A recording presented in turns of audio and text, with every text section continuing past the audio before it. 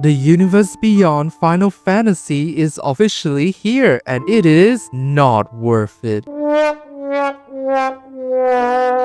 Guys, it's not worth it to buy booster boxes, and it's certainly not worth it to buy any collector booster boxes because they are so expensive right now. But instead, you can buy these 10 cards to expand your collection or your commander deck. I'll be recommending 10 sleeper cards that you might overlook, 10 must-have cards that are good in your collection or commander deck, and 10 reprints that we haven't seen in a while that you might want to pick up. Hi everyone, welcome to Zap Zap Magic. I'm Darren, and today we're gonna talk about the cards you should pick up from the Final Fantasy set. Let's begin. Quinnar is a green card that helps you generate more frog tokens. Every time you create a token such as treasure, food, squirrel, you will automatically get a frog token. We've seen this kind of cards before in Shadowfang and Peregrine too. The more tokens you assemble, the scarier boards get. If your board is wide enough, you can win the game with the recently reprinted Cradlehoof Behemoth. You definitely want this in your Shadowfang deck, Balin deck, or any token deck. Zack Fair can get a +1/+1 counter when he enters, which then you can proliferate using Atraxa's ability or Tidus's ability to make him bigger and bigger. Moreover, if there's a board wipe coming, you can pay 1 mana and make one of your creatures indestructible. And this is the best part, where you can move all your counters and or equipment from Zack to that creature. Wow, talk about a flavorful ending to this character. If you're equipping for a low cost, and then look no further to Weapons Vendor. When this enters, you get to draw a card. Then, during your combat, you can pay 1 to attach one equipment to another creature. This card essentially reduces your equip cost to 1. Now you can equip Ultima Weapon, Colossus Hammer, and even World Slayer for a cheaper cost. How cool is that? The World Map is a 1 mana artifact that you can find either a basic land or a specific land and add it to your hand. The flaw of this card is any basic land, but if you pay 3 mana, you get any powerful lands and add it to your hand. If you're missing either Urborg or Cabal Coffer, this card can help you find the other. You want to find Field of the Dead? No problem. This card can help you find that. Want to find Glacial Chasm to prevent any damage to you? The World Map is at your service. By the way,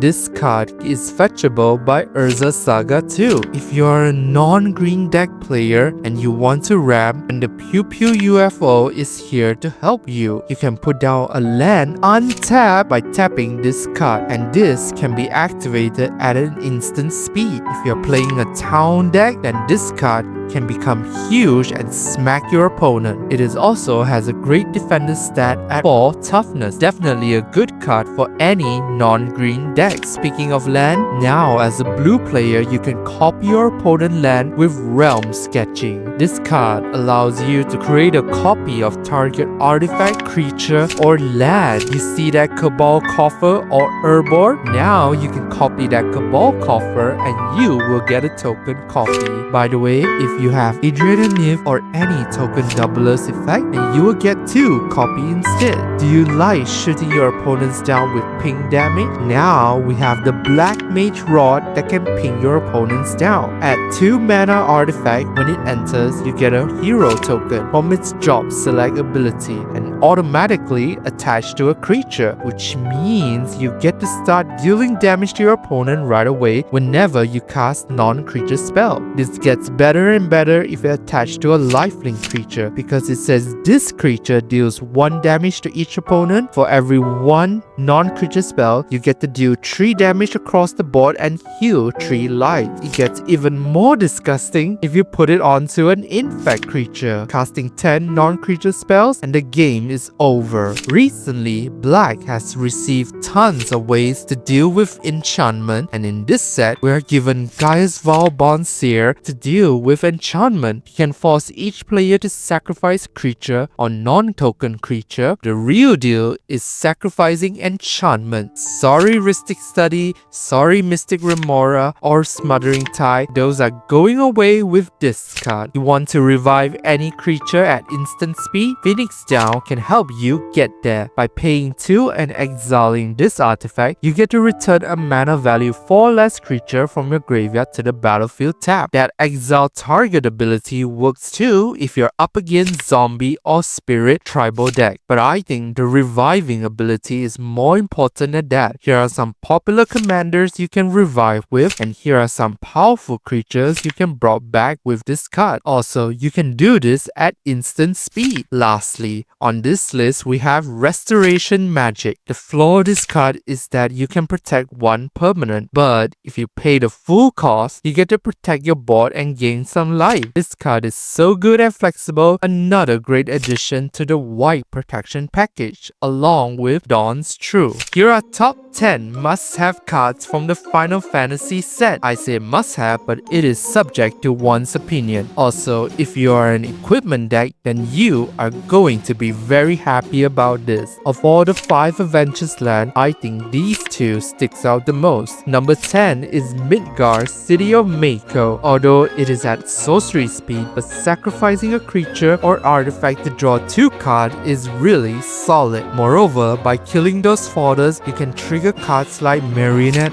Apprentice, Alberheim Salvager, Zulaport Cutthroat and Blood Artist or Pitiless Plunder, and many more other aristocrat payoff to get more benefit. You can see this card in any aristocrat decks like Tessa Karlov, Sephiroth, Marin, and many more. Not to mention you can play the land side after that. Next up, we have the Limbloom Industrial Regency at number 9. This one, however, you can cast at instant speed. You can create a 0/1 wizard token first, which can be used to ping your opponents down like the Black Mage Rod that we mentioned. And then on your turn, you can play this as your land draw. Once again, you need to cast non-creature spells to trigger the wizard token, which is quite easy to do. Moreover, if you storm off by casting tons of instant and sorcery spell, then this little wizard token can be your win condition. You definitely want this in your spellslinger decks like Stella Lee, Veyron, Liv Mizzet, and Halo, Storm, and many more. And number 8 is the Earth Crystal. Of all the crystal, I think this one really takes the cake because you can get twice that many +1/+1 counters. Not to mention, you can pay 6 mana and tap this to distribute 2 +1/+1 counters among 1 or 2 creatures. If you put on 1, you get 4. If you put on 2 creatures, you get 2 each. This is definitely a good addition to any counter decks like the Counter Blitz Precon or any +1/+1 decks like Skullbriar, Atraxa, Magus Lucius Kane, Wise Mothman, and many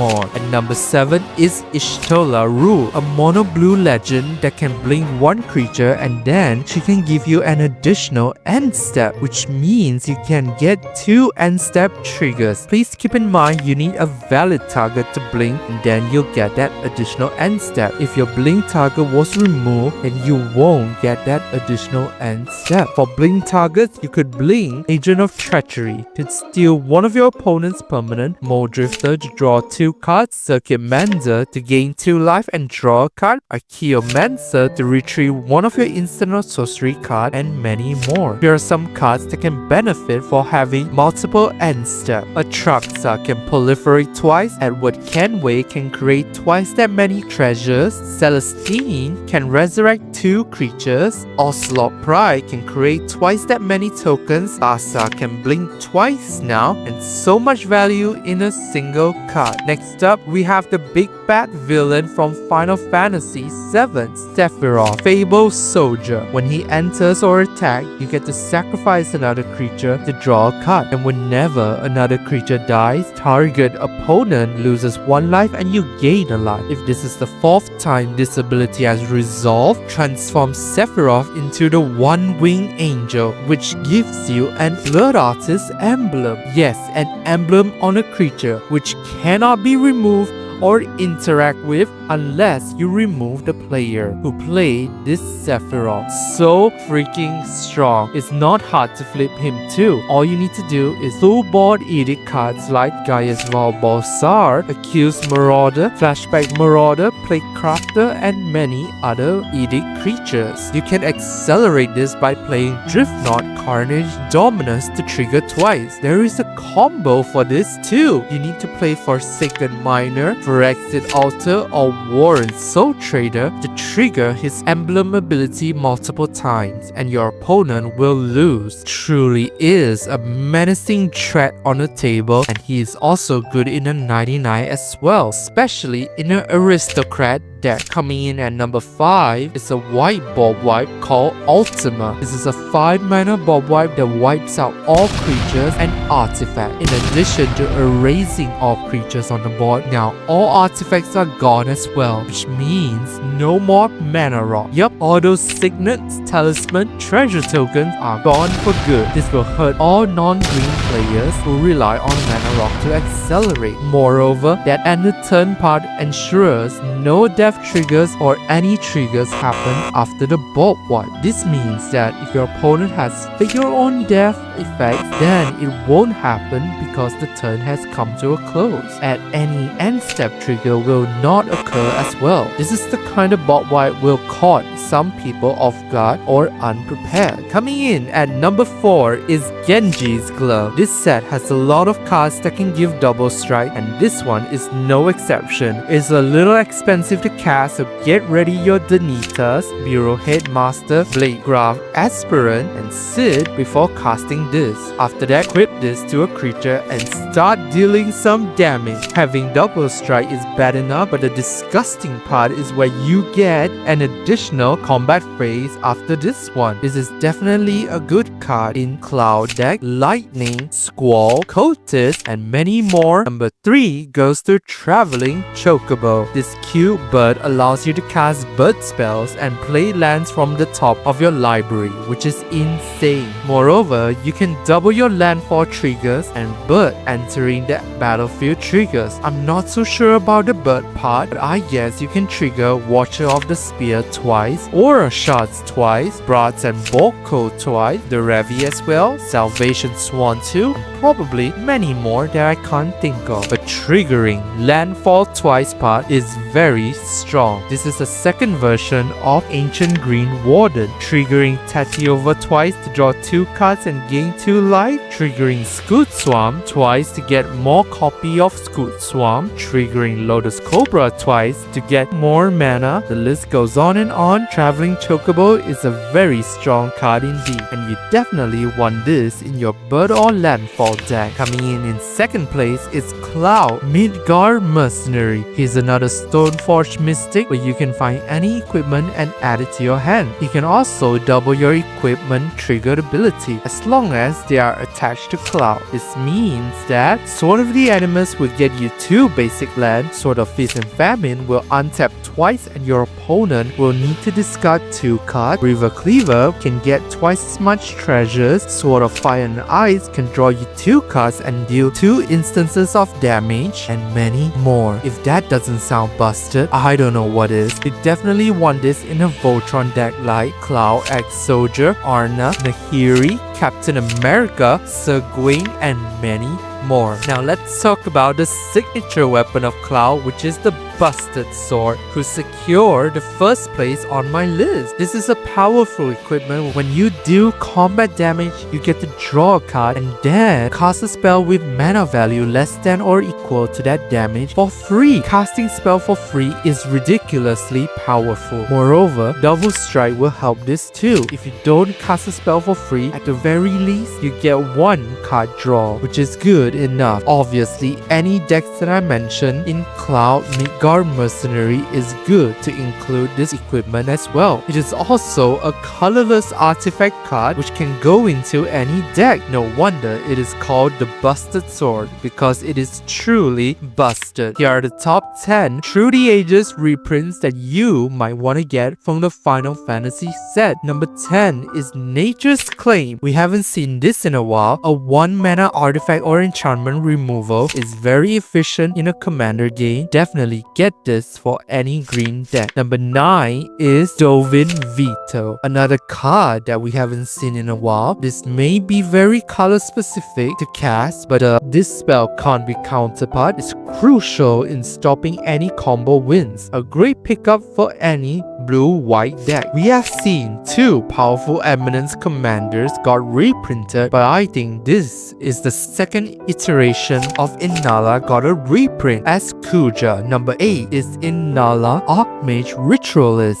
This commander enables you to create wizard tokens and abuse their tricky enter the battlefield ability by paying 1 mana. Pretty good. The partner commanders are back, and this time you want to pick up Crom Ludovic Opus, as this secure my number 7 spot. There's haste and flying, which can get in some damage, but their card draw ability is what makes Crom so strong. He is good as a commander and in the 99 too. If you like assembling legendary creature, then Joda the Unified is a very strong commander for legendary tribal deck. He can pump your team and provide Cascade whenever you cast legendary spells. One of the most busted commanders ever to be printed. Number 5 goes to Keenan, Bonder Prodigy. This card enables your mana rocks and dog to tap for more mana, and he can cheat out a creature too. That is so busted, and we haven't seen this card gets a reprint. Number 4 is Bolas' Citadel, a dangerous artifact where it allows you to cast spell from the top of your library using your life, and then drain the table by sacrificing 10 non-land permanent. In a commander game, you have 40 lives to work with, and casting spells using life as a resource is not an issue.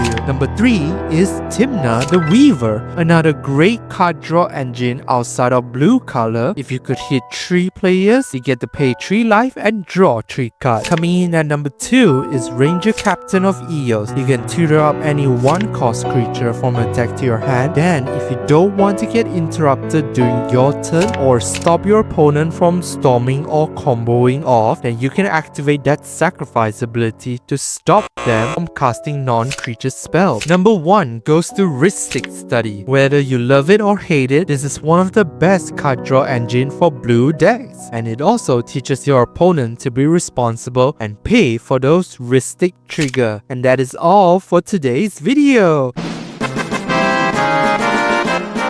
Here are my top 10 sleeper cards for this set. Here are my top 10 must-have cards. Finally, the top 10 reprints you should get. What do you guys think about the Universe Beyond Final Fantasy set? Personally, I think it's a good set to draft and play and crack if it weren't for the expensive price tag. It is not worth to crack packs now, especially the collector booster pack, because it is way too expensive, and the bad news is we don't know when will the price drop either. So it is always good to buy single. Thank you so much for watching, you guys, and I'll see you all in the next one. Bye bye.